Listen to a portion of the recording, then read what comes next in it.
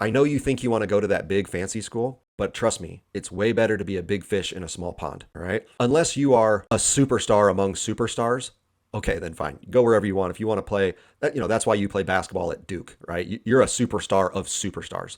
That's why you go to those schools. But if that's not you and you're talented and you're good, you should want to be in a place where your talents are going to get recognized, that they're not going to get just lost in a sea of other talented people. Okay. If you're an especially good athlete, if you're an especially good musician, it's nice to be in a place where you get some status, where other people are going to know you and you're going to get recognized. You're going to become the guy. They're like, oh, that guy, he's the stud running back on our football team.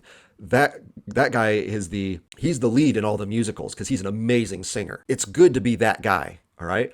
Where if you want to go out for the spring musical at your university, yeah, there's maybe only three guys who are going to be able to go out for the lead role because that are as talented as you or close to being as talented as you.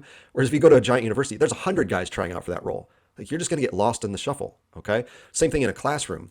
If you're really bright and you can add a lot to a classroom experience by your discussions and asking good questions and being a good like classmate with your peers, you going and sitting in a 600 seat lecture hall is dumb. Okay. You'd be way better off being in a classroom of 20 students and being a superstar in that classroom and developing a good relationship with your professor because he can now recognize, oh, that guy's a superstar. We should team up. We can do a lot of interesting things together in our program. More opportunities arise when you're in a smaller environment because there's just less competition. So it's the same thing I used to tell athletes when I would recruit.